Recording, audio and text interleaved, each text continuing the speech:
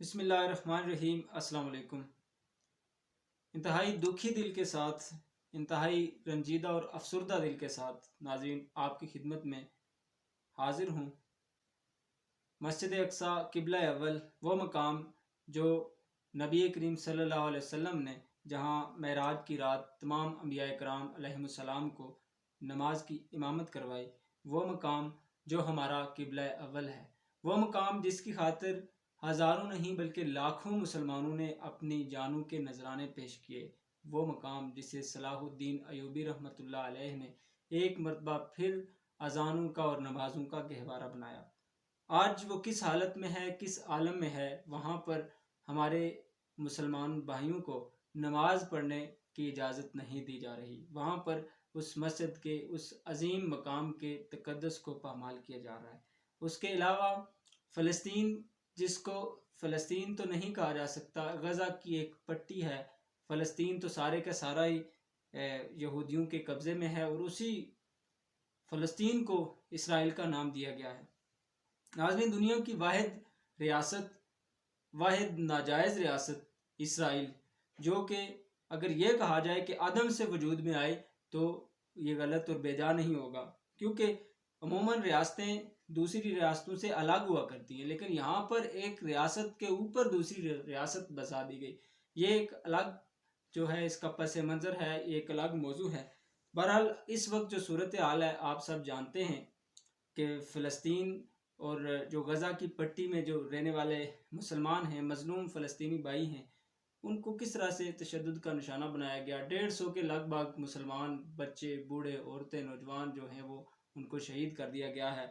میں نے ایک ویڈیو میں دیکھا، بی بی سی والے جو ہے وہ رپورٹنگ کر رہے تھے، تو وہ لائیو رپورٹنگ میں دکھا رہے تھے کہ ایک عمارت کے اوپر کس طرح راکٹ اور میزائل داغے جا رہے ہیں، اور وہ جو ہے ان کے رپورٹنگ کے دوران ہی پوری کی پوری عمارت جو ہے وہ منہدم ہو گئی۔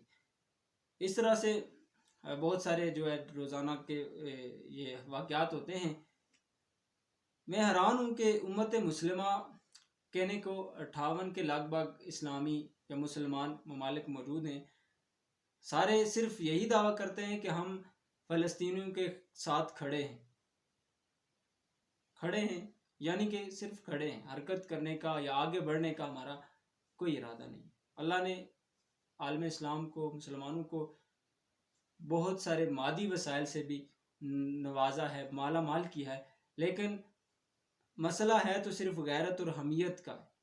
عالم اسلام اس وقت غفلت کی گہری نیند سویا ہوا۔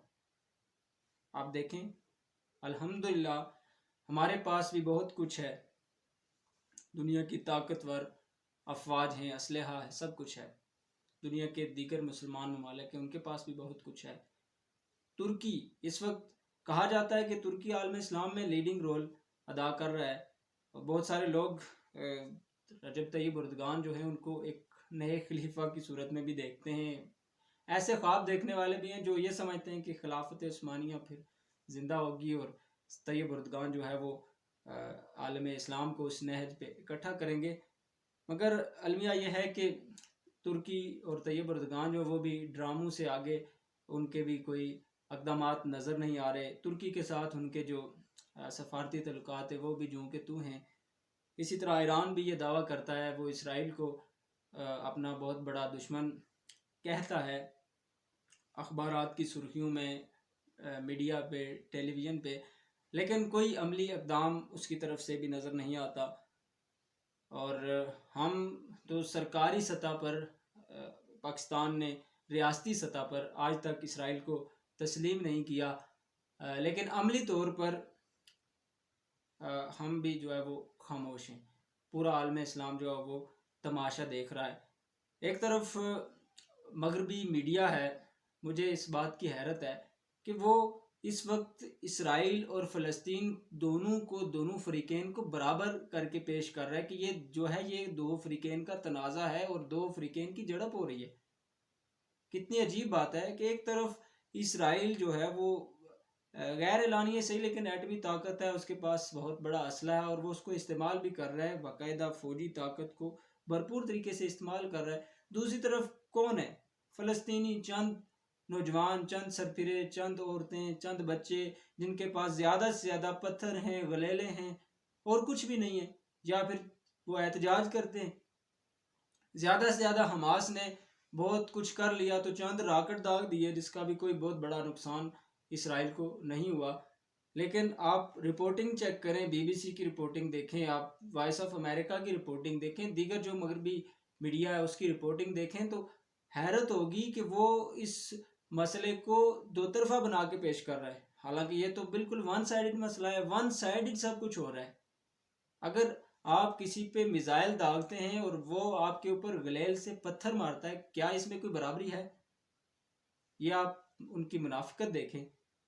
امریکہ جو اس وقت پوری دنیا میں امن کا علمبردار اور دنیا کا چوکیدار اور تھانے دار بنا ہوا ہے، کسی بھی ملک کا کوئی اندرونی مسئلہ ہوتا ہے تو وہ یہ کہہ کے اس میں کود جاتا ہے کہ یہاں ہم امن و امان قائم کریں گے، اس ملک میں دہشت گردی ہو رہی ہے، یہاں انتہا پسندی ہو رہی ہے، ہم اس کو روکیں گے۔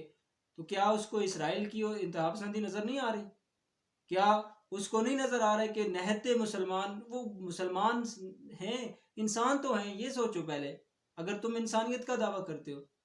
اس وقت اگر دنیا میں کہیں کوئی کتا بھی مار جائے، کسی جانور کے ساتھ کوئی زیادتی ہو جائے، تو بڑے لوگ سڑکوں پہ نکل آتے ہیں، لوگ جانوروں کے حقوق کی باتیں کرتے ہیں کہ یہ جدید دنیا ہے، یہ اس وقت گلوبل ولیج بن چکی ہے، دنیا کا جو ایک نظام بدل گیا ہے، سیکولرزم ہے۔ یہ کہاں کا لبرلزم ہے، کہاں کا سیکولرزم ہے کہ آپ کے نزدیک ایک انسان کی قیمت ایک جانور اور ایک چونٹی سے بھی کم ہے؟ فلسطینیوں کا خون، کشمیریوں کا خون، افغانیوں کا خون، عراقی، شامی اور لیبیا کے مسلمان اور چیچنیا کے مسلمان جو ہیں، کیا ان کا خون پانی سے بھی سستا ہے؟ آپ کو صرف اور صرف وہاں امن خطرے میں نظر آتا ہے جہاں کسی غیر مسلم کے حقوق جو ہے وہ ان کو کوئی خطرہ ہو۔ مسلمان چاہے برما میں ہوں، چاہے چائنا میں ایغور نسل کے مسلمان ہوں، چاہے وہ افغانستان میں ہوں، چاہے وہ پاکستان میں ہو، کشمیر میں ہو، دنیا کے کسی کونے میں ہو، فلسطین میں ہو، قصور جرم صرف اتنا ہے کہ وہ مسلمان ہیں۔ وہ کسی نے لکھا تھا کہ قاتل کی یہ دلیل بھی منصف نے مان لی، مقتول خود گرا تھا خنجر کی نوک پر۔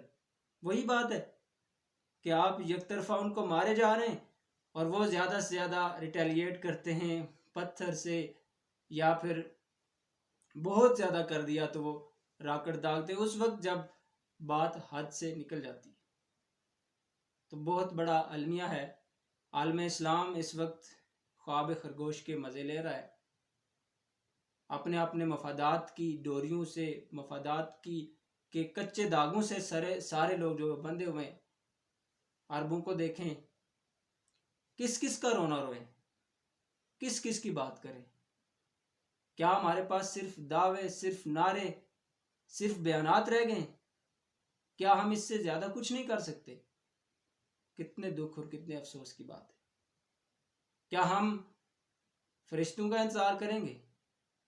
فرشتے تو وہاں نازل ہوتے ہیں جہاں فضائے بدر ہوتی ہے، پہلے خود میدان میں اترنا پڑتا ہے، تب اللہ تعالیٰ فرشتوں کو بھیجتا ہے۔ تو کیا ہم نے یہ 40 سے زیادہ اسلامی ممالک کی فوج صرف بددعائیں دینے کے لیے رکھی ہوئی ہے؟ کیا ہمارے پاس سوائے اسرائیل کو اور مسلمانوں پہ ظلم کرنے والوں کو بددعائیں دینے کے علاوہ کوئی چارہ نہیں؟ بھئی ابرہا کا لشکر جو ہاتھیوں کا لشکر تھا، اس پہ ابابیلوں نے کنکر تو اس لیے برسائے تھے کہ کعبے کا کوئی پاسبان نہیں تھا۔ تب عبد المطلب نے کہا تھا کہ کعبہ جانے اور کعبے والا جانے۔ تو آج اگر مسجد اقصی قبلہ اول کفار کے پنجہ ستم میں ہے، تو کیا دنیا میں کوئی مسلمان نہیں ہے؟ کیا کوئی قبلہ اول کا نام لینے والا نہیں ہے؟ کیا کوئی کلمہ گو نہیں ہے؟ یہ 1.5 ارب کے لگ بھگ جو مسلمان ہیں، یہ کس لیے ہے؟ ان کی موجودگی میں ابابیلوں کا لشکر کیوں اترے گا؟ ان کی موجودگی میں فرشتے کیوں آئیں گے؟ فرشتوں کے لیے پہلے وہ جذبہ اور وہ قوت ایمانی، وہ غیرت پیدا کرنی ہوتی۔ اقبال نے فرمایا تھا نا کہ اخوت اس کو کہتے ہیں، چبھے کانٹا جو کابل میں تو ہندوستان کا ہر پیر و جواں بےتاب ہو جائے۔ تو ہمیں کوئی پرواہ نہیں ہے، کانٹا چبھتا ہے تو اس فلسطینیوں کو چبھتا ہے، ہمیں کیا پرواہ ہے؟ کانٹا چبھتا ہے تو افغانیوں پہ وار ہوتی ہے، ان پہ ظلم کیا جاتا ہے، تکلیف ہوتی ہے تو کشمیر کے رہنے والوں کو ہوتی ہے، ہمیں کیا ہے؟ زخم لگائے جاتے ہیں تو شام کے مسلمانوں پہ لگائے جاتے ہیں، مگر کاش ہم نبی کریم صلی اللہ علیہ وسلم کی حدیث کیوں بھول جاتے ہیں کہ مسلمان ایک جسد واحد کی طرح ہیں، کہ جسم کے کسی ایک حصے کو تکلیف ہوگی تو سارا جسم درد میں، بے چینی میں، تکلیف میں مبتلا ہوگا۔ ہم یہ درس بھول گئے، کتنے دکھ اور کتنے افسوس کی بات ہے۔ آج بھی وقت ہے کہ ہم قیامت کے دن نبی رحمت صلی اللہ علیہ وسلم کے سامنے شرمندہ ہونے کے بجائے، وہاں سرنگوں ہو کے کھڑا ہونے کے بجائے، آج اب ہم اپنے اپنے حصے کا کام کریں، اپنے اپنے حصے کی شمع جلائیں، جس جگہ پہ، جس مقام پہ ہم ہیں، جتنا ہم کر سکتے ہیں، جتنا ہماری اوقات میں، جتنا ہماری بساط میں ہے، اتنا ہمیں کرنا چاہیے۔ اللہ رب العزت سے دعا ہے کہ وہ فلسطین سمیت دنیا بھر کے محکوم مسلمانوں پہ اپنا کرم فرمائے اور دنیا بھر کے سوئے ہوئے مسلمانوں کو بیدار فرمائے۔ آمین۔ اللہ حافظ۔